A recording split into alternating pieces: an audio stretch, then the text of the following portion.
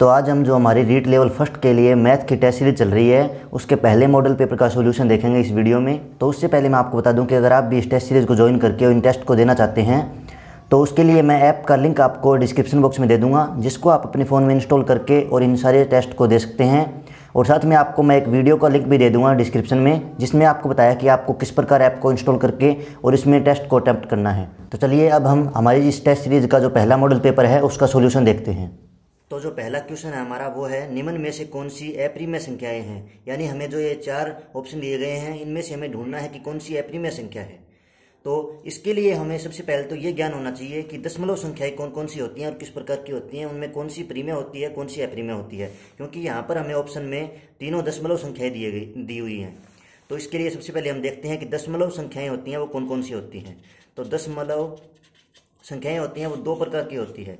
एक तो होती है शांत दशमलव और एक होती है अशांत दशमलव। यानी दशमलव संख्याएं तो जिसमें दशमलव आ जाए उसके बाद में और उससे पहले कोई संख्याएं हो वो दशमलव संख्याएं होती हैं। जैसे हम एग्जांपल के लिए मान लेते हैं 0.1234 ये मान लेते हैं हम एक दशमलव संख्या है। तो दशमलव संख्या 2 प्रकार होती है, एक तो होती है शांत दशमलव, एक होती है अशांत दशमलव। तो शांत दशमलव तो वो होती है जिसमें दशमलव के बाद में निश्चित संख्याएं हों, जैसे यही है इसका एग्जांपल। एक तो जैसे 1 2 3 ऐसे कुछ भी लिख दो चाहे। इस प्रकार की जो दशमलव संख्याएं होती है जिनमें दशमलव के बाद में निश्चित संख्याएं होती हैं, यानी जो शांत हो जाती हैं, वो होती है शांत दशमलव। और ये जो सारी शांत दशमलव होती हैं वो सारी प्रीमेय संख्याएं होती हैं। सारी शांत दशमलव संख्याएं प्रीमेय संख्याएं होती हैं। और फिर आती है अशांत दशमलव। अशांत दशमलव यानी इसमें दशमलव के बाद में निश्चित अंक नहीं आते हैं, बल्कि दशमलव के बाद में इस प्रकार अंक आते रहते हैं। ये कभी समाप्त नहीं होती है दशमलव संख्याएं। तो ये होती है अशांत दशमलव संख्याएं। और यहाँ पर फिर अशांत दशमलव संख्याएं भी 2 प्रकार की होती है। एक होती है अशांत आवर्ती, एक होती है अशांत आवर्ती और एक होती है अशांत अनावर्ती। तो जो अशांत आवर्ती होती है यानी दशमलव के बाद में जो अंक आते हैं उनकी निश्चित क्रम में आवर्ती होती है, जिस प्रकार ये है 0.333। तो इसमें यहाँ पर दशमलव के बाद में जो अंक है वो बार बार रिपीट हो रहे हैं, यानी बार बार वही अंक आ रहे हैं। तो वो तो होती है अशांत आवर्ती, यानी अंकों की इसमें आवर्ती हो रही है। तो वो तो होती है अशांत आवर्ती। और ये अशांत आवर्ती वाली सारी संख्याएं भी प्रीमेय संख्याएं होती हैं। और एक रहती है इसमें अशांत अनावर्ती। अशांत अनावर्ती का मतलब दशमलव के बाद में अंक निश्चित भी नहीं आ रहे हैं, यानी बहुत सारे अंक आ रहे हैं और साथ में ये अंक रिपीट भी नहीं हो रहे हैं, यानी इन अंकों की आवर्ती भी नहीं हो रही है। इस प्रकार कुछ भी अंक आ रहे हैं और इस प्रकार अलग अलग अंक आते जा रहे हैं जिनकी निश्चित क्रम में आवर्ती नहीं हो रही है, वो होती है अशांत अनावर्ती। तो अशांत अनावर्ती संख्याएं होती हैं वो अप्रीमेय संख्याएं होती हैं सारी, यानी अशांत अनावर्ती अप्रीमेय संख्याएं होती हैं। तो यहाँ पर हमें ये दशमलव के बारे में इतना पता होना चाहिए इस क्वेश्चन को अटेम्प्ट करने से पहले कि दशमलव संख्याएं 2 प्रकार की होती है। एक तो होती है शांत दशमलव, एक होती है अशांत दशमलव। शांत दशमलव यानी दशमलव के बाद में निश्चित संख्याएं हों, और अशांत दशमलव यानी दशमलव के बाद में बहुत सारी संख्याएं हों जिनको हम गिन नहीं सकते, इतनी बहुत सारी संख्याएं हों। और फिर तो यहाँ पर शांत दशमलव सारी प्रीमेय संख्याएं होती हैं। और जो अशांत दशमलव होती है वो इसमें 2 प्रकार होती हैं। एक तो होती है अशांत आवर्ती, यानी जो क्रम है वो संख्याओं का वो रिपीट हो। जिस प्रकार यहाँ पर है 3 3 3 आ रहा है, तो यहाँ हमें पता है कि आगे भी यहाँ पर 3 3 आएगा।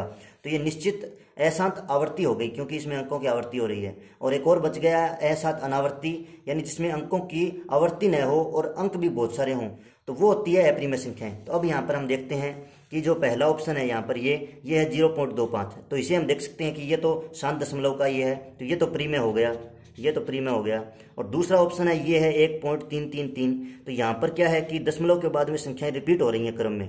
तो ये हमें पता चल गया कि ये है तो अशांत दशमलव, लेकिन यहाँ पर ये अशांत आवर्ती है, यानी अंकों की आवर्ती हो रही है इसमें बार बार सेम अंकों की। तो ये हो गया, ये भी हो गई प्रीमेय संख्या। और यहाँ पर हमें यहाँ पर ही अगर तीसरे ऑप्शन को देखें हम, तो यहाँ पर ये अशांत दशमलव है। पहली बात तो ये है कि ये अशांत दशमलव है। और बाद में इसमें हम देखें तो इसमें अंकों की आवर्ती भी नहीं हो रही है, यानी अलग अलग अंक आ रहे हैं बार बार। तो ये हो गई अशांत अनावर्ती। तो ये हो गई अप्रीमेय संख्या। तो इसका जो सही आंसर है वो हो जाएगा सी। तो ये तो हो गया हमारा पहला क्वेश्चन। अब देखते हैं दूसरे क्वेश्चन को। तो दूसरा क्वेश्चन है कि मैं कौन सी संख्या हूँ। मैं 2 अंकों की सम संख्या हूँ। मैं 3 4 6 का सारों गुणनखंड हूँ। मेरे 9 गुणनखंड हैं। यानी हमें ऐसी संख्या ज्ञात करनी है जिस पहली बात तो उसमें ये हो कि वो 2 अंकों की सम संख्या हो। तो यहाँ पर जो हमें चारों संख्याएं दी गई हैं वो चारों ही 2 अंकों की सम संख्याएं हैं। और दूसरी बात उसमें ये हो कि वो संख्या 3 4 6 का सारों गुणनखंड हो। तो हमें सबसे पहले तो ये पता होना चाहिए कि सारों गुणनखंड का क्या मतलब हुआ। तो यहाँ पर सारों गुणनखंड का ये मतलब हुआ कि 3 4 6 का उस दी हुई संख्या में पूरा पूरा भाग जाना चाहिए। जैसे अगर हम देखें 24, तो 24 में 3 का भाग भी जाता है, 4 का भाग भी जाता है, 6 का भाग भी जाता है पूरा पूरा। तो 24 के 3, 4, 6 सारे गुणनखंड होंगे। इसी प्रकार 36 में भी 3, 4, 6 का भाग जाता है, तो 3, 4, 6 36 के भी सारे गुणनखंड होंगे। और इसी प्रकार 48 में भी 3, 4, 6 का भाग जाता है, तो 48 के भी 3, 4, 6 सारे गुणनखंड होंगे। लेकिन 56 में यहाँ पर 3, 4, 6 का पूरा पूरा भाग नहीं जाता, तो ये यहाँ पर ऑप्शन पहले ही कट हो गया, तो ये इसके 3, 4, 6 सारे गुणनखंड नहीं होंगे। तो जो ये चौथा ऑप्शन है 56, ये तो पहले ही कट हो गया, इसको तो हमें देखना ही नहीं है। अब हमें ये जो तीसरी कंडीशन है हमारी, इसको देखना है। तो यहाँ पर हमें दिया गया है कि मेरे 9 गुणनखंड हैं, तो यहाँ पर हमें सबसे पहले तो ये समझना होगा कि गुणनखंड का क्या मतलब हुआ। गुणनखंड का यहाँ पर मतलब हुआ कि ऐसी संख्याएं जिन संख्याओं का दी हुई संख्या में पूरा पूरा भाग जाता है, ऐसी सारी संख्याएं जिनका दी हुई संख्या में पूरा पूरा भाग जाता है वो गुणनखंड होते हैं। जैसे अगर हम 8 का एग्जाम्पल लेते हैं, तो 8 में 1 का भाग भी जाता है पूरा पूरा, 2 का भाग भी पूरा पूरा जाता है, 4 का भाग भी पूरा पूरा जाता है, और 8 खुद का भी पूरा पूरा भाग जाता है 8 में। तो इस प्रकार इसके जो टोटल गुणनखंड हैं वो हो गए 4।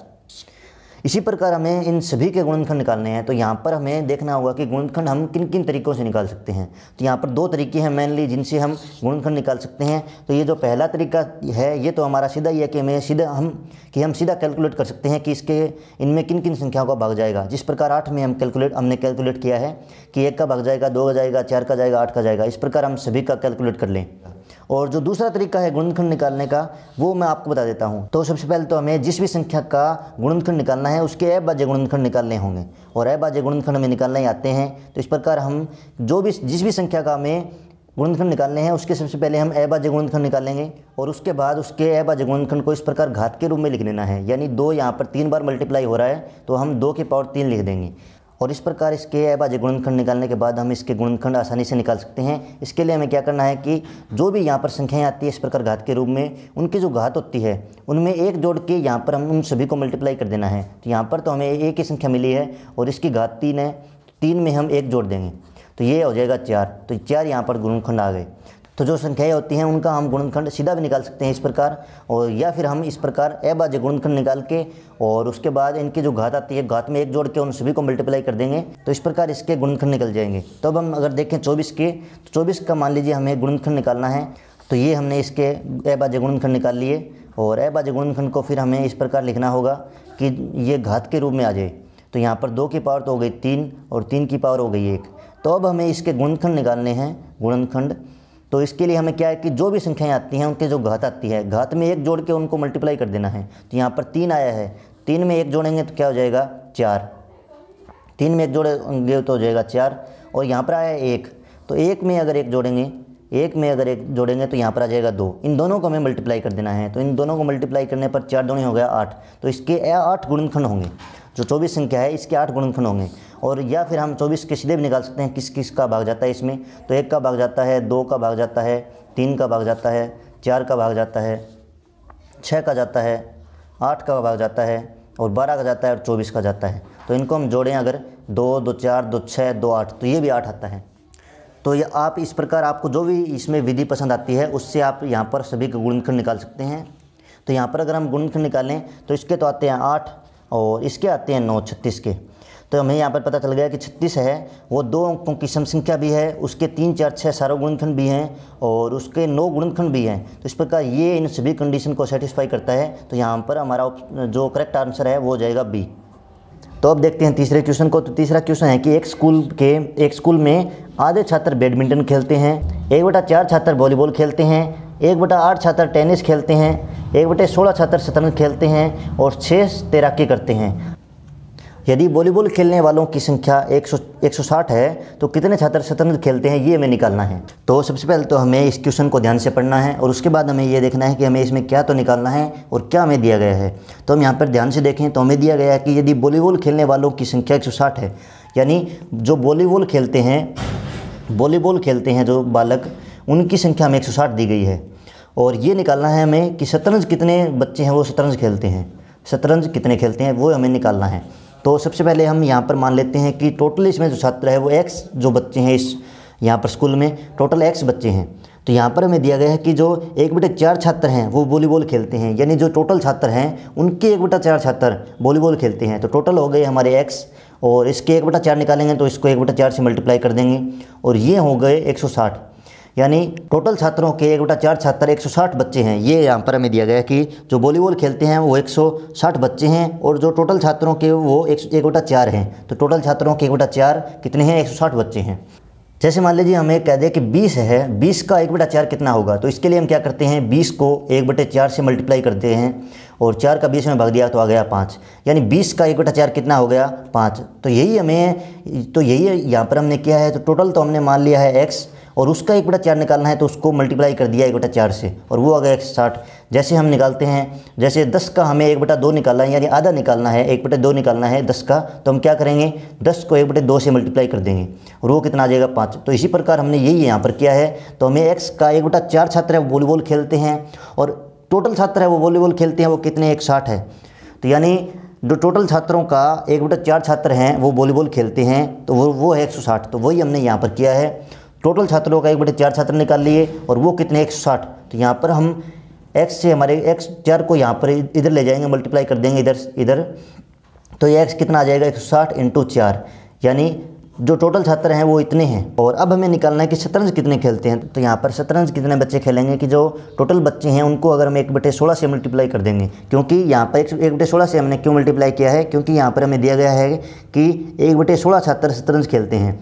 तो x यहाँ पर टोटल बच्चे हैं, टोटल को हम 1/16 से मल्टीप्लाई कर देंगे तो यहाँ पर आ जाएगा कि कितने बच्चे यहाँ पर शतरंज खेलते हैं।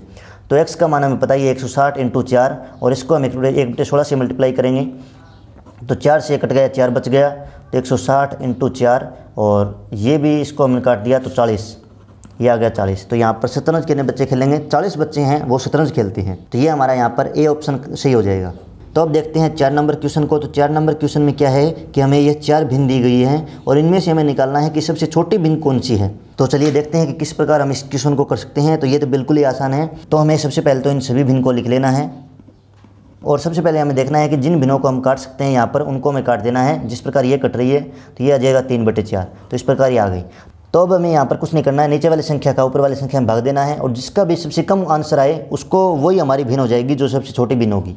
तो सीधा हम पहले से देखते हैं। तो हम पहली भिन्न से देखते हैं। तो पहले हम 3 में यहाँ पर 4 का भाग देते हैं। तो 3 में 4 का भाग नहीं जाएगा तो यहाँ पर हम 0 लगा देंगे और 0 पॉइंट आ जाएगा। तो 7 चौके 28 हो गए। तो 7 चौके 28 हो गए। तो इसको हम यहाँ पर एक बार इतना ही रख देते हैं। आगे देखते हैं कि अगर 0.7 से किसी में छोटा आ रहा है तो इसको हम आगे भाग देंगे और नहीं आ रहा है तो यही सबसे छोटी हो जाएगी। और अब आगे है 4/3। तो 4/3 तो हमें सीधे दिख गया कि 4 में अगर 3 का भाग देंगे तो 1 से चला गया पहले ही। तो यहाँ पर 0.7 से 1 बढ़ाई है तो इसको आगे ज़्यादा भाग देने की ज़रूरत नहीं है, तो इसको हम यहीं पे छोड़ देंगे। और अब बचा है 9/11। तो 9 में 11 का भाग देंगे तो 0 आ जाएगा 0.0। तो 11 8 है 88, 0.8 88 ये आ गया। तो 0.8 आ गया। तो 0.8 तो 0.7 से बड़ा ही होता है तो इसको हम आगे तो हमें इसको भी आगे ज़्यादा भाग देने की ज़रूरत नहीं है, तो इसको ही यहाँ पर छोड़ देंगे। तो अब बचा है 7/9। तो 7 में अब हम 9 का भाग देते हैं तो 0.0। तो 9 7 होता है 63, 0.7 यहाँ पे हम दोनों मिल गए। तो अब हमें एक अंक आगे और निकालना होगा जिससे हम पता चलेगा कि कौन सी यहाँ पर छोटी भिन्न है और कौन सी बड़ी है। तो हम यहाँ पर एक बार और इसमें भाग दे देंगे। तो ये तो आ गया यहाँ पर 0.77 और इसमें एक बार और भाग दे के देखते हैं। तो यहाँ पर हमें इस प्रकार भाग देने पर पता चल गया कि इसका तो आंसर आ रहा है, ये जो पहली है इसका तो आंसर है 0.75 और इनका तो इसमें बड़ा ही आ रहा है, ये तो इसको हम देखेंगे नहीं। और इसमें आ रहा है 0.77। तो हमें यहाँ पर पता चल गया कि ये है जो पहली भिन्न है वो सबसे छोटी है। तो इसका आंसर हो जाएगा 6/8 यानी ए। तो इसका ए करेक्ट आंसर हो जाएगा। तो अब देखते हैं 5वां क्वेश्चन। तो 5वां क्वेश्चन है कि ये जो संख्या है ये 11 से विभाजित है तो x का मान क्या होगा। तो इसके लिए सबसे पहले तो हमें 11 के भाजकता का नियम पता होना चाहिए, यानी कौन कौन सी संख्याओं में 11 का भाग जाता है, ये किस प्रकार कैलकुलेट करें ये हमें पता होना चाहिए। तो जिस भी संख्या में हमें ये ज्ञात करना हो कि उसमें 11 का भाग जाएगा या नहीं जाएगा तो उसके सम स्थानों पर जो संख्याएं हैं उनका योग और जो विषम स्थानों पर संख्याएं हैं उनका योग करके और उनको आपस में घटा देंगे। जिस प्रकार ये कौन से स्थान पर है, पहले स्थान पर है संख्या, ये दूसरे स्थान पर है, ये तीसरे स्थान पर है, यहाँ पर ये चौथे पर है, ये 5वें पर है। तो सबसे पहले हम देखना है कि विषम स्थानों पर कौन कौन सी संख्याएँ हैं। तो ये विषम पर है, ये विषम पर है, ये विषम पर है, तो इनको हम जोड़ देंगे। तो 1 1 1 3 आ गया। और इसमें से हमें घटाना है जो सम स्थानों पर संख्याएं हैं उनको। तो सम स्थानों पर कौन कौन सी है, ये सम स्थान पर है, ये भी सम स्थान पर है। तो इनमें से हमें घटाना होगा 2 + 2, इनको जोड़ के हम इनमें से घटा देंगे। तो अगर इसका आंसर 0 आता है या फिर 11 आता है तो इस संख्या में 11 का भाग जाएगा। और अगर ये 11 और 0 के अलावा कुछ आता है तो उसमें 11 का भाग नहीं जाएगा। तो यहाँ पर क्या है कि 3 में से 4 गए तो ये -1 आ गया। तो ये मतलब यहाँ पर 0 नहीं आया और 11 नहीं आया तो इसमें 11 का भाग नहीं जाएगा। एक और एग्जाम्पल लेके देखते हैं जिसमें 11 का भाग जाता हो।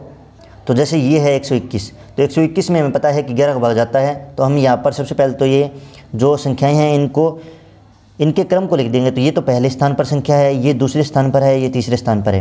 तो यहाँ पर विषम स्थानों पर जो संख्याएं हैं उनको जोड़ेंगे हम। तो ये विषम स्थान पर है और ये विषम स्थान पर है। तो 1 + 1 यानी 2 हो गया। और 2 में से हमें क्या घटाना होगा, जो सम स्थानों पर संख्याएं हैं। तो सम स्थान पर यहाँ पर एक ही संख्या है 2, तो यहाँ पर 2 को घटा दिया, ये आ गया 0। तो यहाँ पर 0 आ गया। तो इसका मतलब हुआ कि इस संख्या में 11 का भाग जाएगा। हमें इसी नियम को लगा के और यहाँ पर ये कैलकुलेट करना होगा कि यहाँ पर कौन सी संख्या आएगी। तो यहाँ पर देखिए सबसे पहले तो इस संख्या को लिख लेते हैं। तो यहाँ पर अब हम इन संख्याओं के पदों के क्रम को लिख लेते हैं। तो ये तो पहले स्थान पर है, ये दूसरे स्थान पर है, ये तीसरे स्थान पर होगी, ये चौथे स्थान पर संख्या है, ये 5वें स्थान पर है, ये छठे स्थान पर है। तो यहाँ पर विषम स्थानों पर जो संख्याएं आती हैं उनको जोड़ देंगे। तो एक ये विषम पर आती है और ये विषम पर आती है। तो 5 + 2 + ये स्टार हो जाएगा। और इसमें से हमें घटाना क्या होगा, जो सम स्थान पर संख्याएं आती हैं उनको। इसको 3 + 1 + 7। और ये क्या है, या तो 0 आना चाहिए या फिर 11 आना चाहिए। ये दो ही संख्या आने चाहिए तभी इसमें 11 का भाग जाएगा। तो 5 और 2 हो गया 7, प्लस में ये स्टार, माइनस में क्या हो गया 11। और बराबर में क्या है, या तो 0 आना चाहिए या फिर 11 आना चाहिए। तो यहाँ पर हमें पता चल गया कि इसको अगर 0 आना है तो यहाँ पर स्टार की जगह 4 होना चाहिए। और अगर इसको 11 आना है तो यहाँ पर स्टार की जगह 15 होना चाहिए। तो अगर स्टार की जगह 15 होगा तो यहाँ पर 11 ऑप्शन आ जाएगा। और स्टार की जगह अगर 4 होगा तो यहाँ पर 0 आ जाएगा। तो ये दो ही संख्याएं यहाँ पर बनती हैं। तो देखते हैं हम यहाँ पर ऑप्शन में। तो 3 नहीं आएगा, 6 भी नहीं आएगा, 8 भी नहीं आएगा, और 4 आ जाएगा। तो इसमें जो सही आंसर है वो हो जाएगा डी 4। तो इस प्रकार यहाँ पर जितने भी इस प्रकार के क्वेश्चन आते हैं उनको आप इसी प्रकार से हल कर सकते हैं। तो अब हम देखते हैं यहाँ पर हमारे अगले क्वेश्चन को। तो यहाँ पर हमें ये ज्ञात करना है कि कौन सी संख्या इनमें से 33 से विभाजित होगी, यानी किसमें 33 का पूरा भाग जाएगा। तो वैसे तो हम देखें अगर 33 का सीधा भाजकता का कोई नियम नहीं है, लेकिन यहाँ पर क्या है कि हम 33 को 2 भागों में तोड़ सकते हैं। 33 को क्या लिख सकते हैं हम, 11 × 3, यानी इस प्रकार अगर हम इसको लिख देंगे तो यहाँ पर जिस संख्या में 11 का भाग जाएगा और 3 का भाग जाएगा उसमें 33 का भी भाग जाएगा। जैसे हम देखें तो इसमें देखें 25,311, तो इसको हम क्या लिख सकते हैं कि यहाँ पर बटे में 33, और 25,311 बटे 33 को क्या लिख सकते हैं 11 × 3, यानी यहाँ पर जिसमें 11 का भाग जाएगा और 3 का भाग जाएगा, दोनों संख्याओं का जिसमें भाग जाएगा उसमें 33 का भाग भी जाएगा। तो इस प्रकार हमें यहाँ पर सभी में 11 के भाजकता को नियम लगा के और 3 के भाजकता को नियम को लगा के यहाँ पर देखना होगा। तो जिस संख्या में दोनों का भाग जा रहा होगा वही हमारा आंसर हो जाएगा। तो यहाँ पर अगर हम 25,311 में 33 का भाग देंगे, देखें 33 का यानी 311 को हम 33 को यानी 11 और 3 के मल्टीप्लाई के रूप में लिख सकते हैं। तो यहाँ पर अगर हम इसमें देखें तो ये तो पहला स्थान हो गया, ये दूसरा स्थान की संख्या, ये तीसरे स्थान की संख्या, ये चौथे स्थान की और 5वें स्थान की। तो यहाँ पर सबसे पहले हम 11 के भाजकता के नियम को लगाते हैं। तो विषम स्थानों पर जो संख्याएँ आती हैं यानी 2, 3 और 5, ये कितना होगा 3 और 2 5 और 1 6। और अगर सम स्थान में देखें तो 5 और 1 6, तो यानी 6 में 6 गया 0। तो इसमें 11 का भाग भी जा रहा है। और 3 के भाजकता का नियम यानी सभी को संख्याओं को जोड़ देते हैं इनको, और फिर अगर उस संख्या में जो जोड़ने के बाद जो संख्या आती है उसमें 3 का भाग जाएगा तो इस संख्या में भी 3 का पूरा भाग जाएगा। तो इसको जोड़े अगर हम तो 5 और 2 7, 7 और 3 10, 11 12, तो इसका योग आता है पूरा 12। तो 12 में 3 का भाग जाता है तो इस संख्या में भी 3 का भाग जाएगा। तो यहाँ पर इस संख्या में 11 का और 3 दोनों संख्याओं का भाग जा रहा है। तो इसमें तो यही हमारा करेक्ट आंसर हो जाएगा। इसमें 33 का भी पूरा भाग जाएगा। तो अब देखते हैं हमारे अगले क्वेश्चन को। तो अगला क्वेश्चन है कि 200 और 1000 के बीच में कितनी संख्याएं हैं 4, 5, 6 और 12 से जो पूर्णतः विभाजित होगी। यानी 200 और 1000 के बीच में हमें उन संख्याओं को फाइंड करना है जिनमें 4, 5, 6, 8 और 12 का पूरा भाग जाता हो। तो इसके लिए हम क्या करेंगे कि सबसे पहले तो जो हमें संख्याएं दी गई हैं उनके बीच का अंतर निकाल लेंगे। तो हमें क्या है कि 1000 और 2000 के बीच में ये ज्ञात करना है संख्याएं, कितनी संख्याएं होंगी। तो हम 1000 और 200 के बीच का जो अंतर है वो निकालेंगे तो ये हो जाएगा 800। और अब हम क्या करेंगे कि एलसीएम ले लेंगे इन संख्याओं का, 4, 5, 6, 8 और 12, इन सभी का एलसीएम निकाल लेंगे। एलसीएम यानी ऐसी संख्या जिसमें इन सभी संख्याओं का पूरा भाग जाता हो। तो आप यहाँ पर एलसीएम निकाल लेना। तो इसका एलसीएम आ जाएगा 120 और 120 आ गया। तो अब हम क्या करेंगे कि 800 में 800 में 120 का भाग दे के देखेंगे तो 800 में अगर हम 120 का भाग देते हैं तो ये तो वैसे ही कट जाएगा। 80/12 तो 40/6 20/3 आ जाएगा। तो अब हम 20 में और 3 का भाग देते हैं तो हमें वहाँ तक भाग देना है जहाँ तक इसमें पूरा भाग जाता हो, दशमलव में हमें ज्ञात नहीं करना है यहाँ पर। तो यहाँ पर हम 20 में 3 का भाग देते हैं तो 6 पॉइंट समथिंग आंसर आएगा। तो 20 में अगर हम यहाँ पर 3 का भाग देंगे तो यहाँ पर 6 तो 18 तो पूरा हो जाएगा और उसके बाद में 2 बचेगा तो यहाँ पर पॉइंट लग के और कुछ संख्याएं आएंगी, यानी 6 पॉइंट समथिंग आंसर आएगा। तो यहाँ पर हमें पॉइंट के आगे वाली संख्याएं तो नहीं देखनी है और ये जो 6 आए पूरी संख्या जितनी भी आती है यही हमारा आंसर हो जाएगा। तो ये हमारा यहाँ पर आया 6 तो 6 बी आंसर हो गया। तो यहाँ पर हमारा करेक्ट आंसर हो जाएगा बी। तो अब देखते हैं कि यहाँ पर ये इस प्रकार आया कैसे आंसर 6, यानी हमने 800 में ये इस प्रकार 20 का भाग दिया कैसे। तो सबसे पहले हम देखते हैं कि ऐसी छोटी से छोटी कौन सी संख्या है जिसमें 4, 5, 6 और 8 और 12 का भाग पूरा जाता है। तो ऐसी संख्या तो होगी इनका एलसीएम ही, तो इनका एलसीएम आ जाएगा 120। तो 120 छोटी से छोटी ऐसी संख्या है जिसमें 4, 5, 6, 8 और 12 का पूरा भाग जाता है। अब देखते हैं दूसरी नंबर की संख्या कौन सी है जिसमें इन सभी का पूरा भाग जाता है। तो इसको हम 2 से मल्टीप्लाई कर देंगे सीधा ही, तो वो आ जाएगी 240। यानी 240 ऐसी दूसरी संख्या है जिसमें 4, 5, 8, 12 का 4, 5, 8, 6, 12 इसका पूरा भाग इसमें जाता है। ये तो दूसरी संख्या हो गई। अगर हम अब तीसरी संख्या देखें तो तीसरी के लिए क्या करेंगे, इसको 3 से मल्टीप्लाई कर देंगे। तो इसको 3 से मल्टीप्लाई करने के बाद क्या आ जाएगा, 360 आ जाएगा। तो 360 ऐसी तीसरी संख्या है जिसमें 4, 5, 6, 8 और 12 का पूरा भाग जाता है। अगर चौथी निकालें तो इसी प्रकार हम इसको 4 से मल्टीप्लाई कर देंगे। इस प्रकार हम करते जाएंगे तो एक संख्या ऐसी आ जाएगी, तो 2 संख्या ऐसी आएंगी जो एक तो 1000 से पीछे होगी यानी 200 की तरफ होगी, और एक ऐसी होगी जो 1000 से आगे आ जाएगी। तो हमें क्या है कि यहाँ पर 200 से लेकर 1000 के बीच में जितनी संख्याएं आती हैं उनको ही हमें कैलकुलेट करना है। तो इसके लिए हम क्या करते हैं कि तो जो हमारा एलसीएम आता है वो तो 120 आता है और इसका अंतर आता है 20 का, बीच का वो आता है 800। तो हम यहाँ पर 800 में 120 का सीधा भाग दे देते हैं, जिससे क्या है कि जो पॉइंटों से पहले जो संख्याएँ आती हैं वो इतनी संख्याएं होंगी जो 200 और 1000 के बीच में होगी। तो इस प्रकार हम यहाँ पर इसके आंसर को निकाल सकते हैं। तो जो हमारा अगला क्वेश्चन है वो है 3 घंटियाँ एक साथ 8 बजे बजी थी और तीनों घंटियाँ 8, 10 और 20 मिनट के अंतराल में बजती है, तो फिर एक साथ सबसे पहले कब बजेगी। तो ये प्रश्न भी लगभग इसी प्रकार का ही है, थोड़ा बहुत अंतर है इसमें। तो यहाँ पर हम देख लेते हैं कि जो 8 सबसे पहले जो घंटियाँ बजी थी वो बजी थी 8 बजे सबसे पहले घंटियाँ बजी थी। उसके बाद क्या है कि यहाँ पर हम देख लेते हैं पहली घंटी, दूसरी घंटी और तीसरी घंटी। तो पहली घंटी क्या है 8 मिनट बाद बजेगी, दूसरी घंटी 20 मिनट बाद और तीसरी घंटी 10 मिनट बाद बजेगी पहली बार। तो यहाँ पर सबसे पहले बजी थी तीनों एक साथ 8 बजे। तो जो पहली घंटी है वो कितने बजे बज जाएगी, वो 8:08 पर बज जाएगी। और दूसरी घंटी है वो क्या है कि 8:10 पर बजेगी और तीसरी घंटी 8:20 पर बजेगी। तो इस प्रकार फिर दोबारा 8 मिनट बाद में बजेगी पहली घंटी। तो ये क्या कितने बजे बजेगी, ये 8:16 पर, ये 8:20 पर और ये 8:40 पर। तो इस प्रकार अगर हम 8, 20 और 10 का एलसीएम लें तो ये एलसीएम कितना आ जाएगा, यहाँ पर 40 आ जाएगा। यानी 40 ऐसी संख्या है जिसमें 8 का भाग भी जा रहा है, 20 का भी जा रहा है और 10 का भी जा रहा है। यानी यहाँ पर 8 से 40 मिनट बाद, फिक्स 40 मिनट बाद ये घंटियाँ एक साथ बजेगी। तो यहाँ पर 8:40 पर ये तीनों घंटियाँ एक साथ दोबारा बजेगी।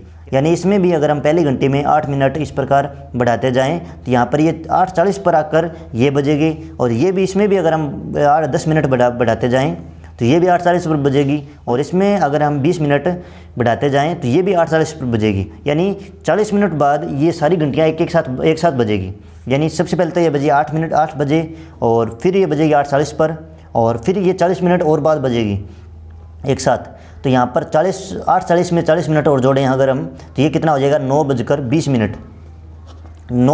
मिनट पर ये तीसरी बार एक साथ बजेगी।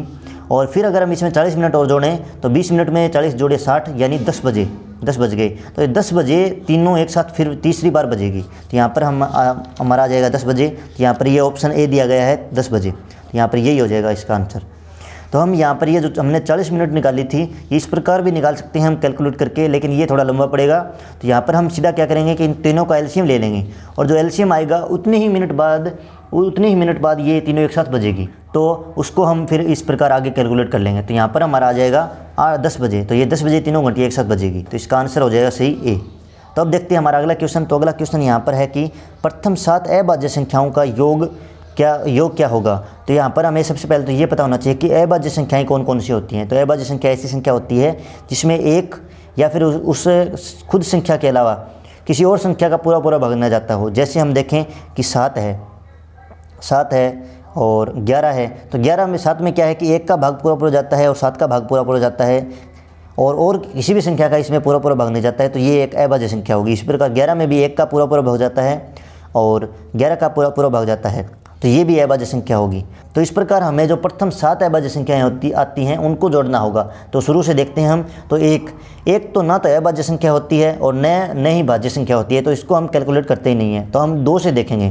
तो 2 क्या है, 2 में 2 भी अभाज्य संख्या है, 3 भी अभाज्य संख्या है, 5 भी अभाज्य संख्या है, 7 भी अभाज्य संख्या है। उसके बाद 11, 13, 17 ये हो गई। तो 1 2 3 4 5 6 7 ये 7 संख्या हो गई। तो इनको अगर हम जोड़ते हैं तो इनको जोड़ने पर यहाँ पर 58 आता है। इन सभी को जोड़ने पर यहाँ पर 58, इन सभी का योग 58 आता है यहाँ पर। तो हमारा करेक्ट आंसर हो जाएगा डी यानी 58। तो हमारा यहाँ पर अगला क्वेश्चन है कि संख्या 49,532 का सैनिकट हजारवां मान क्या होगा।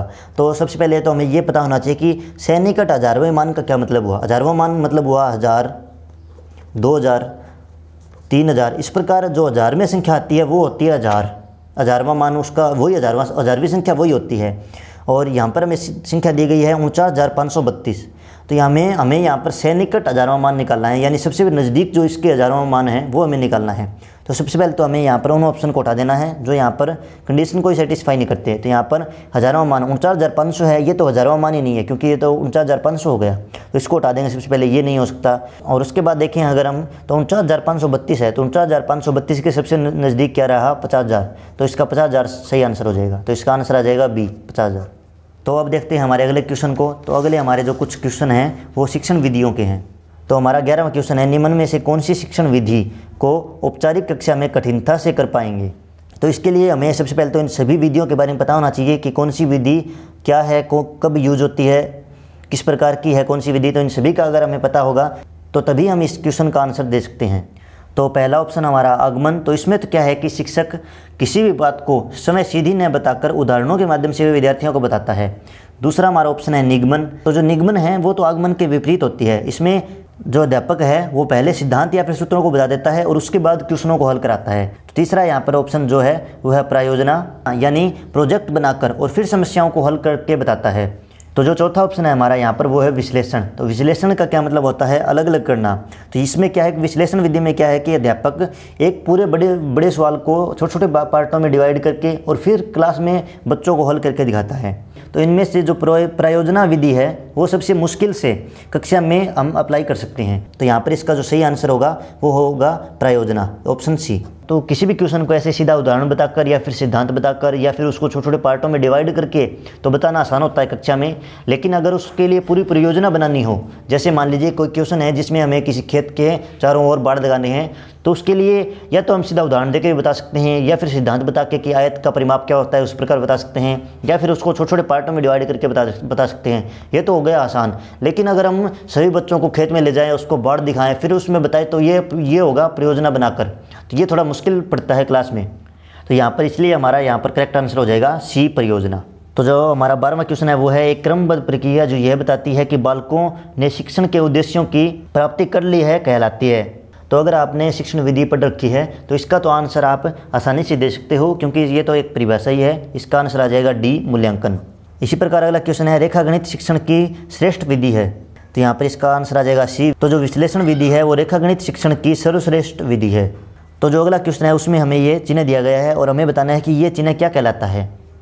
तो ये चिन्ह कहलाता है टेली चिन्ह या फिर मिलान चिन्ह। तो इसका आंसर हो जाएगा ए। अगला क्वेश्चन है यहाँ पर हमारा कौन सा विषय विज्ञान विषय के आधार विषय के रूप में माना जाता है। तो यहाँ पर जो गणित विषय है वो विज्ञान विषय के आधार विषय के रूप में माना जाता है क्योंकि विज्ञान में हम बहुत सारे कैलकुलेशन करते हैं, तो कैलकुलेशन के लिए गणित की आवश्यकता होती है। तो इसीलिए विज्ञान विषय का आधार विषय गणित को माना जाता है।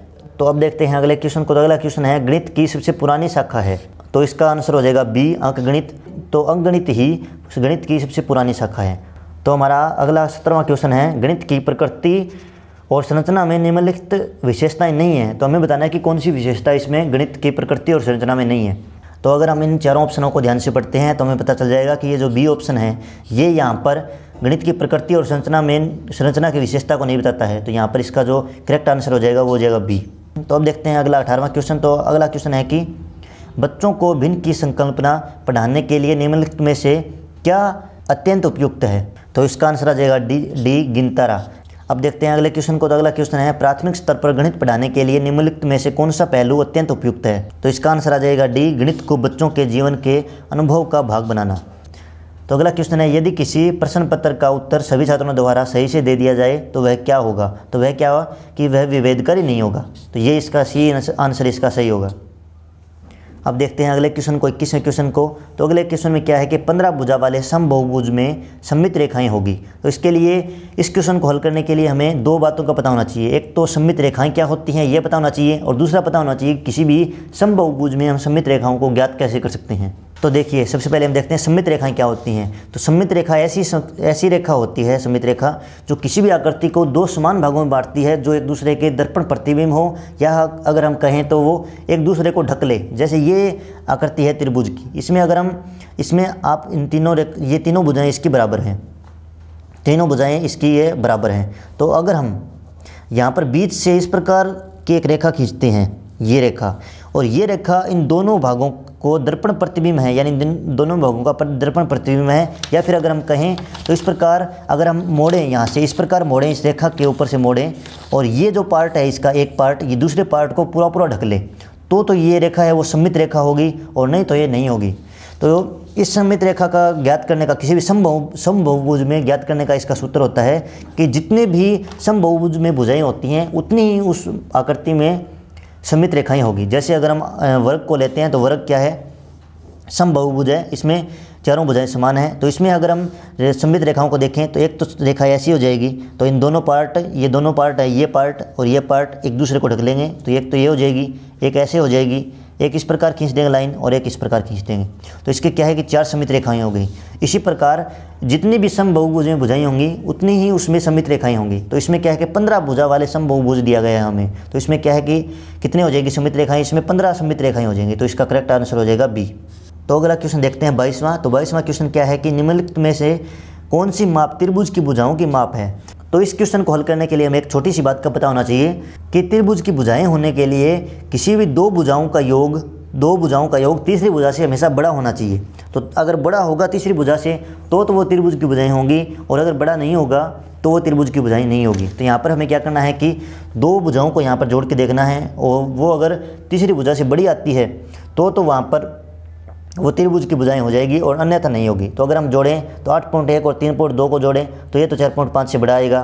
8.1 और 4.5 को जोड़ें तो ये भी 3.9 से बड़ा आएगा। लेकिन अगर हम 3.2 और 4.5 3.2 और 4.5 को जोड़ें तो 7.7 आता है ये आंसर, और 7.7 8.1 से बड़ा नहीं होगा, छोटा होगा।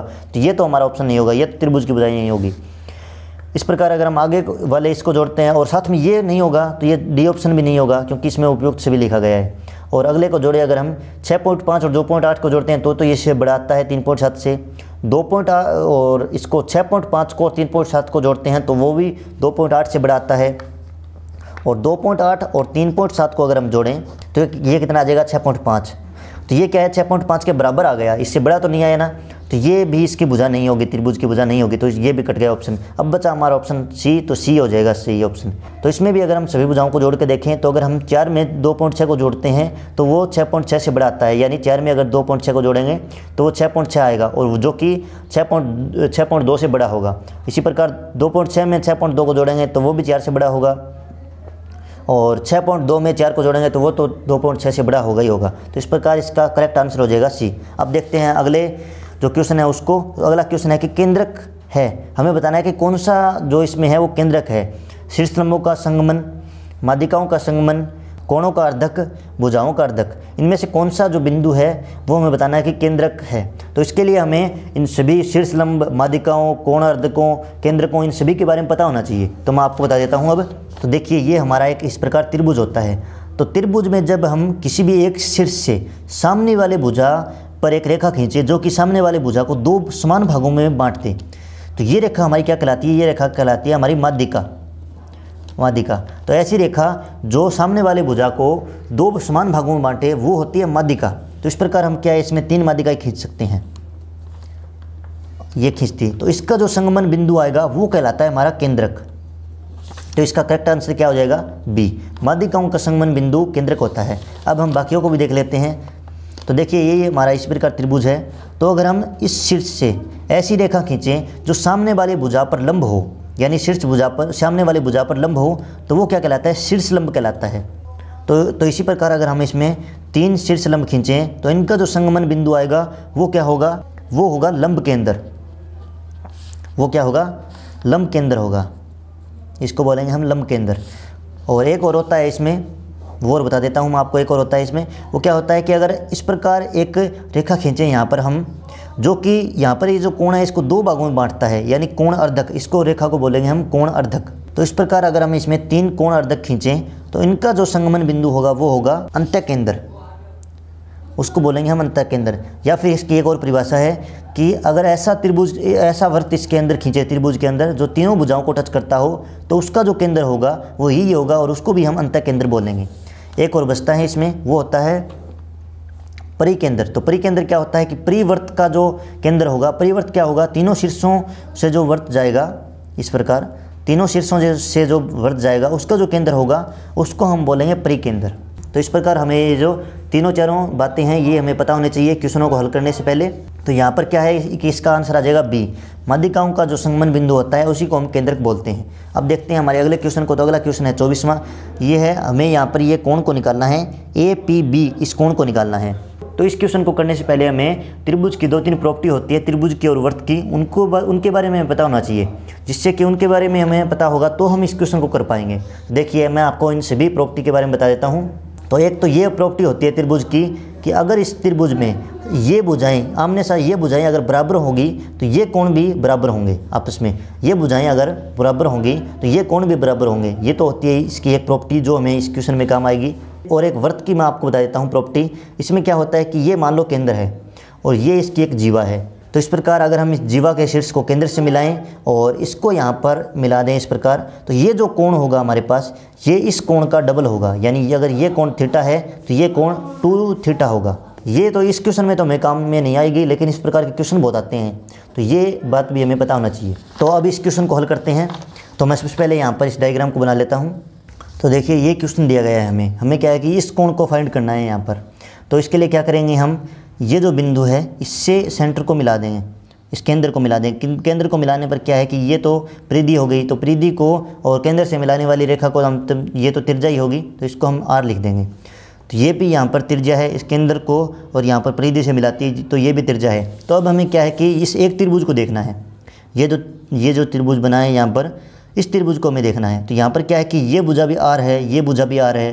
तो इसके लिए ये जो मैंने आपको प्रॉपर्टी बताई थी ये यहाँ पर लागू हो जाएगी। तो इसका ये कोण और ये कोण है वो दोनों बराबर हो जाएंगे आपस में। तो हम क्या करेंगे, इसका ये कोण और ये कोण, तो ये यहाँ पर हमें 35 डिग्री दिया गया है, तो ये जो इतना कोण होगा ये भी क्या होगा, यहाँ पर 35 डिग्री होगा। इसी प्रकार इसमें ये भी R है, ये भी R है, ये भी R है, ये भी R है, ये दोनों बराबर होगी। तो ये यहाँ पर 20 डिग्री है, ये भी यहाँ पर 20 डिग्री होगा। तो ये टोटल कितना हो जाएगा, इन दोनों को जोड़ देंगे, 20 + 35 यानी 55 डिग्री। तो ये कोण कितना हो जाएगा, 55 डिग्री। तो यहाँ पर ऑप्शन है हमारे पास A 55। तो ये हमारा यहाँ पर आंसर हो जाएगा। ये प्रॉपर्टी यहाँ पर काम तो नहीं आई, लेकिन बहुत सारे क्वेश्चनों में ये प्रॉपर्टी हमारे पास काम आती है, तो इसको भी आपको यहाँ पर ध्यान में रखना है। तो अब देखते हैं हमारे अगले क्वेश्चन को। तो अगला क्वेश्चन है 25वां। इस क्वेश्चन में क्या है कि हमें एक वर्गाकार खेत दिया गया है जिसकी भुजाएं क्या है, 100 मीटर है, और इसमें साथ में ये बताया गया है कि इसमें 5 मीटर और 10 मीटर भुजा वाले समान आकार की क्यारियाँ काटी गई है।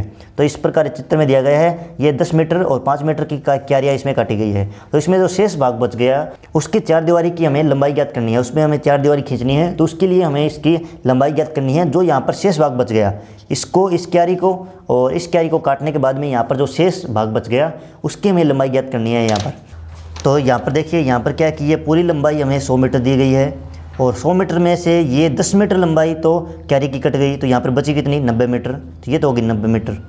और इस प्रकार यहाँ पर कैलकुलेट करें तो ये पूरी तो है 100 मीटर, इसमें से 5 मीटर ये कट गई, तो ये कितनी बच गई, 95 मीटर। ये इतनी बच गई 95 मीटर। इसी प्रकार यहाँ पर ये 5 मीटर कट गई तो ये भी 95 मीटर बची। और यहाँ पर ये सामने वाली भुजा जितनी, ये यहाँ पर 10 मीटर कट गई तो ये भी 90 मीटर बची।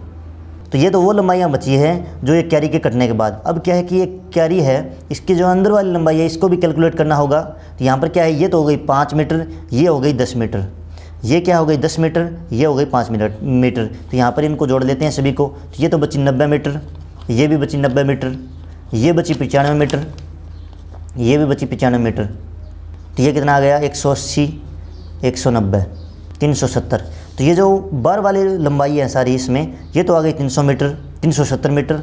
और अब बची इसकी ये जो क्यारी है इसके अंदर वाली लंबाइयाँ बची है, ये अंदर वाली जो क्यारी के अंदर वाली जो दीवार है ये बची है। तो इसको कैलकुलेट करें हम तो ये तो हो गई 5 मीटर, ये हो गई 10 मीटर, तो प्लस 5 मीटर और 10 मीटर। इसी प्रकार यहाँ पर हो गई 5 मीटर प्लस 10 मीटर, ये कितना हो गया 20, ये हो गया 10, 30, तो कितना हो गया 370 प्लस में 30 यानी 400।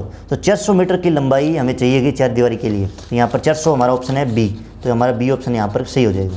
तो ये इस प्रकार तो हमारा 25वां क्वेश्चन हो गया। अब देखते हैं हमारे 26वें क्वेश्चन को। 26वां क्वेश्चन क्या है कि एक ताज़ा मछली को सुखाने पर उसका भाग 1/3 रह जाता है, यानी टोटल मछली जो मछली है उसका 1/3वां भाग ही रह जाता है। जैसे मान लीजिए अगर 30 किलो की मछली है तो उसका 1/3वां भाग यानी 30 × 1/3 यानी 10 किलो भाग ही रह जाता है एक मछली का, और बाकी सूख जाता है उसमें। तो यहाँ पर हमें ये ज्ञात करना है कि अगर सुनीता 1500 किलो मछली को 25 रुपये के भाव में खरीद कर और उसको सुखाकर, यानी अगर उसका 1/3वां भाग रह जाता है तो सुखाकर उसको 80 रुपये प्रति किलो में बेचती है, तो वो कितने रुपए कमाती है। तो इसके लिए सबसे पहले तो हम उसका क्रय मूल्य निकाल लेंगे। क्रय मूल्य कितना होगा, 1500 किलो तो उसने मछली खरीदी और किस भाव में खरीदी, 25 के भाव में खरीदी, तो उसके कितने आ गए 37,500 रुपये। 37,500 रुपये की तो उसने मछली खरीद ली। अब क्या है कि उसने मछली को सुखाया, तो 15 किलो मछली है टोटल, उसको सुखाने पर उसका 1/3वां भाग रह जाएगा शेष, 1/3। तो यानी 500 किलो मछली 1/3 से इसको गुणा कर दिया, 3 का भाग दिया 15 में, 5 आ गया, 2 0 है ये, तो 500 किलो मछली रह गई। तो 500 किलो मछली को उसने 80 के भाव में बेचा, तो विक्रय मूल्य कितना आ गया, विक्रय मूल्य 500 × 80, तो 8 5 40 यानी 40,000 रुपये में उसने मछलियों को बेच दिया। अब हमें देखना है कि उसने रुपए कमाए कितने, तो उसने बेचा 40,000 में और उसने खरीदी थी ये 37,500 में, तो उसने कितने कमाए 2,500, यानी उसने 2500 रुपये कमाए। तो इसका सही आंसर हो जाएगा बी ऑप्शन। तो 27वां क्वेश्चन क्या है कि 20 परिणामों का औसत 18 है, जिसमें से प्रथम 9 का औसत 14 तथा अंतिम 9 का औसत 17 है। तो हमें क्या है कि बीच के दो संख्याएं बच गई, उनका औसत हमें निकालना है। तो इसके लिए हमें क्या है कि छोटी सी बात पता होनी चाहिए कि हम औसत निकालते कैसे हैं। तो देखिए, अगर हमें दिया गया है, मान लो 10 संख्याएँ दी गई है 1 से लेकर और 10 तक, 1 से लेकर 10 तक हमें संख्याएँ दी गई हैं और हमें क्या कहा गया है कि इसका औसत निकालो। तो हम क्या करते हैं कि इन सभी को जोड़ते हैं, 1 + 2 + 3 करके इस प्रकार 10 तक को जोड़ते हैं और उसमें 10 का ही भाग देते हैं, यानी जितनी संख्याओं को हमने जोड़ा उसमें हमने भाग दे दिया। तो इस प्रकार हम औसत निकालते हैं। तो यहाँ पर क्या है कि हमारे पास 20 परिणाम हैं टोटल, तो 20 परिणाम टोटल है, उनमें से क्या है कि प्रथम 9 का, तो प्रथम 9 का निकालते हैं हम। तो प्रथम 9 संख्याओं का योग, तो प्रथम 9 संख्याओं का योग बटे क्या होगा कि इतनी संख्या कितनी है, 9 संख्याएं हैं, 9 संख्या है, तो इसका औसत हमें दिया गया है। देखो ये तो औसत हो गया, प्रथम 9 संख्याओं का योग कर लिया हमने और जितनी संख्याएं उनका भाग दे दिया, तो ये क्या गया औसत। तो यहाँ पर औसत दिया गया है हमें कि प्रथम 9 संख्याओं का औसत 14 है, तो ये कितना आ जाएगा 14। तो यहाँ पर 9 को हम यहाँ पर मल्टीप्लाई कर देंगे, तो प्रथम 9 संख्याओं का योग कितना आ जाएगा 14 × 9। इसी प्रकार अंतिम 9 संख्याओं का योग, अंतिम 9 संख्याओं का योग बटे संख्याओं की संख्या कितनी हो गई 9, और इसका योग कितना दिया गया है हमें, अंतिम 9 संख्याओं का योग 17, तो 17 × 9, ये क्या आ जाएगा अंतिम 9 संख्याओं का योग। अब देखिए 20 संख्याएं टोटल थी, इसमें से प्रथम 9 संख्याओं का योग हमें पता चल गया, अंतिम 9 संख्याओं का योग हमें पता चल गया। तो अगर हमें यहाँ पर 20 संख्याओं का योग पता चल जाता है, तो हम क्या करेंगे कि 20 संख्याओं के योग में से प्रथम 9 संख्याओं और अंतिम 9 संख्याओं के योग को घटा देंगे, तो 2 संख्याओं का योग बच जाएगा, और उसमें अगर हम 2 का भाग दे देंगे तो 2 संख्याओं का औसत आ जाएगा। वही हमें निकालना है कि बीच के 2 परिणामों का औसत निकालना है। तो हमें क्या है कि यहाँ पर एक और चीज़ दी गई है, 20 परिणामों का औसत 18 है। 20 परिणाम, तो क्या कर लेंगे हम, 20 परिणामों का योग, और बटे इसके टोटल परिणाम कितने हैं 20 और निश्चित कितना दिया गया है इसका योग 18। तो 20 परिणामों का टोटल योग कितना आ जाएगा 18 × 20। तो यहाँ पर अब देखिए 20 संख्याओं का योग कितना हो जाएगा 18 × 20 यानी 360। और इसमें से हमें घटाना कितना होगा 14 × 9, 14 × 9 यानी 126 और 17 × 9 यानी 153। इन दोनों को जोड़ के हमें इनमें से घटाना होगा, जिससे क्या होगा कि जो बीच की दो संख्याएं हैं उनका योग आ जाएगा। तो 360 माइनस, तो यहाँ पर हम 126 और अगर 153 को जोड़ेंगे तो 279 279 यहाँ पर आ जाएगा। और अगर हम यहाँ पर 360 में से 279 को उठाते हैं तो यहाँ पर आ जाएगा 81। तो 81 क्या है कि जो दो संख्याएं हैं बीच में 20 संख्याएं हैं, मान लो या यहाँ पर हमें 20 संख्याएं दी गई हैं, तो 9 संख्याएं तो ये हो गई, 9 संख्याएं ये हो गई। तो जो बीच की दो संख्याएं हैं उनका योग हमारे पास आया है 81 यानी 81। अब हमें दो संख्याओं का औसत निकालना है। यहाँ पर औसत निकालने के लिए क्या करेंगे, हम इसमें 2 का भाग दे देंगे। तो 81/2 कितना आ जाएगा 40.5। इसका करेक्ट आंसर हो जाएगा सी। तो इस प्रकार आप इस प्रकार के जितने भी क्वेश्चन आते हैं उनको कर सकते हो। बस आपको यहाँ पर ये एक ही चीज़ ध्यान में रखनी है कि जितनी भी संख्याओं का हमें औसत निकालना है उन सभी संख्याओं को हमें जोड़ देना है पहले तो, और उसमें उसके बाद जितनी संख्याएं जो हैं वो जितनी संख्याएं हैं उनका उसमें भाग दे देना है। इससे आप इन सभी क्वेश्चनों को हल कर सकते हो। अब देखते हैं हमारे अगले क्वेश्चन को। तो अगला क्वेश्चन क्या है कि एक व्यक्ति 2 किताबें 410 रुपये में खरीदता है और दोनों किताबों को समान मूल्य पर बेच देता है। एक पर उसे 10% का लाभ होता है और दूसरे पर उसे 10% की हानि होती है। तो दोनों किताबों का क्रय मूल्य कितना है ये हमें ज्ञात करना है। तो सबसे पहले तो हम मान लेते हैं कि जो पहली किताब है उसका क्रय मूल्य तो ए है और दूसरी किताब का क्रय मूल्य बी है। तो यहाँ पर हमें दिया गया है कि दोनों किताबों को 410 रुपये में खरीदता है, यानी पहली किताब के क्रय मूल्य और दूसरी किताब के क्रय मूल्य को अगर हम जोड़ दें तो 410 रुपये आएगा, क्योंकि यहाँ पर हमें दिया गया है दोनों किताबों को उसने 410 रुपये में खरीदा। और दूसरी बात हमें क्या दी गई है कि जो पहली किताब का विक्रय मूल्य है, विक्रय मूल्य वो दूसरी किताब के विक्रय मूल्य के दूसरी किताब के विक्रय मूल्य के बराबर है। तो पहली किताब का विक्रय मूल्य कितना हो गया, क्रय मूल्य कितना है ए, प्लस में 10% का पहली किताब पर 15% का पहली किताब पर उसको लाभ होता है। तो लाभ के लिए क्या करेंगे हम 15 × A/100 ये आ जाएगा। तो ये तो हो गया इसका लाभ, ये तो हो गया इसका लाभ, और ये हो गया इसका जो मूल था वो। तो लाभ में अगर हम मूल को जोड़ देंगे तो वो कितना आ जाएगा, विक्रय मूल्य आ जाएगा। इसी प्रकार जो बी किताब है उसका क्रय मूल्य था तो बी था उसका क्रय मूल्य, लेकिन उसमें 10% की हानि हुई। तो 10% की हानि को हम कैलकुलेट कैसे करेंगे, b × 10/100। तो ये तो हो गई उसकी हानि। तो ये हो गया इसी प्रकार इसकी ये हो गया विक्रय मूल्य, यानी क्रय जो मूल था उसमें से हमने हानि को उठा दिया तो वो तो उसका बच गया विक्रय मूल्य, और मूल में हमने लाभ को जोड़ दिया तो वो उसका हो गया क्रय मूल्य। तो ये दोनों हमें बराबर दिए गए हैं। यहाँ पर ये बताया गया हमें कि क्रय मूल्य वो उन दोनों किताबों का जो विक्रय मूल्य है वो बराबर है। तो इस प्रकार हमने दोनों किताबों का विक्रय मूल्य निकाल लिया और इसको हमने बराबर रख दिया। तो अब इसको हल करते हैं। तो ये तो आ जाएगा 115/100 और ये आ जाएगा b × 90/100। 100 से, और यहाँ पर 100 से 100 कट गया और यहाँ पर क्या लिख देंगे a/b बराबर 90/115। तो इनको अगर हम काटें तो ये 5 से कट जाएगा। तो ये तो क्या आ जाएगा 18 और ये आ जाएगा 23, यानी a/b कितना आ गया 18/23। तो यहाँ पर a/b कितना आ गया 18/25। और इसको हमें पता ही है कि इसको अनुपात में भी लिख सकते हैं। तो ये क्या जाएगा a/b और 18/23। तो ये हमें पता है कि a/b है, इसको हम अनुपात में इस प्रकार भी लिख सकते हैं, और ये जो अनुपात में है इसको हम बटे में भी लिख सकते हैं इस प्रकार। तो यहाँ पर हमें अब एक छोटी सी बात समझनी होगी कि यहाँ पर ये जो अनुपात दिया गया है a/b 18/23 और a/b 18/23, ये यहाँ पर इनका अनुपात है, यानी अनुपात है इनका, ये वैल्यू नहीं है। तो यहाँ पर इनकी वैल्यू निकालने के लिए हम क्या करते हैं कि किसी भी एक जो वेरिएबल होता है, यानी कोई भी एक ABCD वाला जो अक्षर होता है उससे हम इसको मल्टीप्लाई कर देते हैं। जैसे अगर हम यहाँ पर हमें a की वैल्यू निकालनी है तो एक जो वैल्यू है कांस्टेंट होता है उससे हम इसको मल्टीप्लाई कर देंगे। तो a को क्या लिख देंगे हम 18 × x यानी 18x लिख देंगे, और b को क्या लिख देंगे 23x, 23 × x, तो ये क्या जाएगा 23x।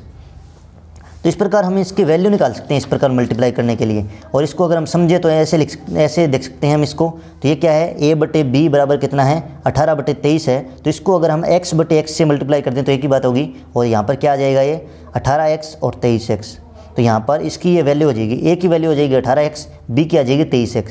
ये जहाँ पर भी ये इस प्रकार अनुपात में या फिर बटे में होते हैं उनमें हम यहाँ पर इस प्रकार इनको लिख सकते हैं। तो यहाँ पर इस प्रकार ए की वैल्यू कितनी आ गई 18x और बी की वैल्यू कितनी आ गई 23x। तो अब हमें यहाँ पर सिर्फ x की वैल्यू पता करनी है। अगर हमें x की वैल्यू पता हो जाए तो हम यहाँ पर इसको 18 को x से मल्टीप्लाई कर देंगे, 23 को x से मल्टीप्लाई कर देंगे, जिससे क्या है कि हमें a तो हमारा था पहली किताब का क्रय मूल्य, तो वो आ जाएगा, और b क्या था दूसरी किताब का क्रय मूल्य, तो वो आ जाएगा। तो यहाँ पर हमें सबसे पहले तो देखें हम, तो यहाँ पर हमें कंडीशन दी गई है कि a प्लस b है वो कितना है 410 है। तो a कितना है हमारे पास 18x प्लस में ये कितना है 23x बराबर कितना आ जाएगा 410, और x को यहाँ पर कॉमन ले लेंगे तो 18 प्लस में 23 बराबर 410, और x की वैल्यू यहाँ पर आ जाएगी। तो 18 प्लस 23 को 410 में भाग दे देंगे तो 18 और 23 कितना होता है 41, और इसमें अगर हम भाग देंगे तो x की वैल्यू आ जाएगी 10। अब हम सीधा यहाँ पर पहली किताब का क्रय मूल्य कितना हो जाएगा 18 को और x से मल्टीप्लाई करेंगे, x यानी 10, तो 18 इंटू 10 कितना हो जाएगा 180, और 23 को 10 से करेंगे तो कितना हो जाएगा 230। तो पहली वस्तु का क्रय मूल्य हो जाएगा 180 और दूसरी वस्तु का क्रय मूल्य होगा 230। तो यहाँ पर किसी भी ऑप्शन में ये वैल्यू नहीं दी गई है। यहाँ पर तो 110 260 है, 120 290 है, 180 360 है, तो इसका करेक्ट ऑप्शन आ जाएगा डी, यानी इनमें से कोई नहीं। तो हमारे पास ये 29वां क्वेश्चन है कि कोई धनराशि 12% वार्षिक ब्याज दर से कितने वर्षों में दोगुनी हो जाएगी। तो ये तो सीधा ही है, हमारा एक फॉर्मूला लगेगा और उससे हम कैलकुलेट कर लेंगे साधारण ब्याज का फॉर्मूला। तो हमें सबसे पहले एक बात समझनी होगी कि कोई भी धनराशि डबल कब होगी, मतलब कोई भी धनराशि हमने ब्याज में दी या फिर ब्याज में ली तो वो डबल कब हो जाएगी। वो डबल तब हो जाएगी जब उसका जो ब्याज है वो धनराशि के बराबर हो जाएगा। यानी मान लीजिए हमने किसी को 100 रुपये ब्याज पर दिए, तो वो हमको 200 रुपये कब देगा, जब जो ब्याज है वो 100 रुपये हो जाएगा। यानी ब्याज जब मूलधन के बराबर हो जाएगा तब धनराशि है वो डबल हो जाएगी। तो यहाँ पर इसी प्रकार हम यहाँ पर देखते हैं। तो मान लीजिए हमने किसी को x रुपये दिए तो वो हमें डबल कब देगा, जब उसका जो ब्याज होगा वो x रुपये हो जाएगा। तो हम यहाँ पर अब सीधा साधारण ब्याज का सूत्र लगा देते हैं और यहाँ पर मान लेते हैं कि x धनराशि हमने किसी को दी तो उसका ब्याज हो गया x, और t समय के लिए हमने किसी को दी। वार्षिक दर हमें दी गई है 12% की। तो साधारण ब्याज क्या होता है, ब्याज बराबर मूलधन गुणा दर गुणा समय बटे 100 होता है। तो ब्याज कितना हो गया x, मूलधन कितना हो गया x, दर कितनी हो गई 12, और समय कितना हो गया t, और बटे में कितना आ गया 100। तो x से तो x कट गया और t कितना आ गया 100 बटे 12। यहाँ पर इसको हम ऊपर ले जाएंगे, इसको नीचे ले आएंगे, तो 100 बटे 12 आ गया। तो ये क्या आ गया है, वर्षों में आ गया है 100 बटे 12 उत्तर, यानी डबल होने में 100 बटे 12 वर्ष लगेंगे। हमें क्या है कि इसमें जो ऑप्शन दिए गए हैं वो वर्ष और महीनों में दिए गए हैं, तो इसको हम क्या करेंगे वर्ष और महीनों में पहले कन्वर्ट करेंगे। इन वर्ष को पहले पूरे वर्ष को वर्ष और महीने में कैलकुलेट करेंगे, उसके बाद हम इसका आंसर देख लेंगे। तो हमारा यहाँ पर उत्तर आया है t बराबर 100 बटे 12। तो यहाँ पर ये पहले कट जाएगा 50 बटे 6, 25 बटे 3 आ जाएगा। तो 25 में अब हम 3 का भाग देते हैं तो ये कितना आ जाएगा 8, 24, 1। तो ये हमारा आ गया समय t बराबर 8 सही 1 बटे 3। 8 तो वर्ष आ गए हमारे पास, वो सही है, 8 वर्ष तो आ गए, ये तो हो गया। तो या तो ए ऑप्शन होगा या फिर बी होगा। अब हमें महीने कैलकुलेट करने होंगे। तो अब देखिए हमें यहाँ पर महीने कैलकुलेट करने होंगे 1 बटे 3 के, यानी 1 बटे 3 के कितने महीने होंगे ये हमें कैलकुलेट करना होगा, क्योंकि यहाँ पर 8 तो हमारे वर्ष आ गए हैं सीधे ही, और अब हमें महीने कैलकुलेट करने होंगे। तो देखिए 1 साल में महीने होते हैं 12, 2 साल में होते हैं 12 इंटू 2 यानी 24 महीने, 3 साल में होंगे 12 इंटू 3 यानी 36 महीने। तो इस प्रकार 1 बटे 3 सालों में कितने होंगे 1 बटे 3 इंटू 12 यानी 1 बटे 3 इंटू 12 यानी 4, 1 बटे 3 इंटू 12 यानी कितना हो जाएगा 4। तो 1 बटे 3 वर्ष में कितने हो जाएंगे 4 महीने हो जाएंगे। तो 8 तो वर्ष सीधी आ गई और 4 महीने हो गए। तो हमारा यहाँ पर ऑप्शन आ जाएगा सी, 8 वर्ष 4 महीने। ये पहले मैं वीडियो बना रहा था वो बीच में कट गई, तो इसलिए ये यहाँ पर पहले के बताए हुए हैं, तो इसको आप एक बार इग्नोर करिए। और अब हम देखते हैं हमारे तीसरे क्वेश्चन को। तो इससे पहले मैं आपको बता दूं कि अगर आप इस प्रकार के और ज़्यादा टेस्ट को अटैम्प्ट करना चाहते हैं तो आप हमारे ऐप को भी इंस्टॉल कर सकते हैं। इसका लिंक भी मैं आपको डिस्क्रिप्शन बॉक्स में दे दूँगा, और साथ में मैं वीडियो का लिंक भी दे दूँगा कि किस प्रकार आपको टेस्ट को अटैम्प्ट करना है ऐप में। तो अगर आपको रीट लेवल फर्स्ट के लिए मैथ की टेस्ट सीरीज़ ज्वाइन करनी है तो आप ऐप को ज़रूर इंस्टॉल करें और उसमें टेस्ट सीरीज ज्वाइन कर लें। और साथ में आपको उस ऐप में इन सारे प्रश्नों के सॉल्यूशन PDF रूप में मिल जाएंगे, तो आप वहां से उनको डाउनलोड करके और देख भी सकते हैं। तो चलिए अब देखते हैं 30वें क्वेश्चन को। तो 30वां क्वेश्चन है कि ए तथा बी की आयों में 5:6 का अनुपात है। यानी ए की आय हम मान लेते हैं ए की आय है और मान लेते हैं बी की आय है बी। तो ए अनुपात बी कितना हो जाएगा 5:6। यानी ए बटे बी कितना लिख सकते हैं हम 5/6, ये हम लिख सकते हैं। और आगे हमें क्या दिया गया है कि ए को बी से 1100 रुपये कम मिलते हैं तो उनकी कुल आय है। यानी ए को बी से 1100 रुपये कम मिलते हैं तो उनकी टोटल आय कितनी होगी, ये हमें कैलकुलेट करना है। तो हमें पहले जिस प्रकार हमने इस क्वेश्चन में किया था, हमने जिस प्रकार वही यहाँ पर करेंगे हम। यहाँ पर इसको x/x से मल्टीप्लाई कर देते हैं तो ये कितना हो जाएगा 5x/6x। तो यहाँ पर 5x क्या है, टोटल आय हो जाएगी, a का मान आ जाएगा यहाँ पर। ये तो पहले अनुपात में था, तो यहाँ पर a का मान आ जाएगा 5x और b का मान आ जाएगा यहाँ पर 6x। तो हमें क्या है कि इनकी टोटल आय निकालनी है, कुल आय कितनी है। तो हम 5x को और अगर 6x में जोड़ दें तो इनकी टोटल आय आ जाएगी। क्योंकि ये तो हो गई पहले व्यक्ति की आय, ये हो गई दूसरे व्यक्ति की आय, दोनों को अगर हमने जोड़ दिया तो ये टोटल आय आ गई। तो अब देखिए, अब हमें यहाँ पर x का मान निकालना है। x का मान निकालने के बाद 5 को गुणा कर देंगे, x से 6 को गुणा कर देंगे और दोनों को जोड़ देंगे।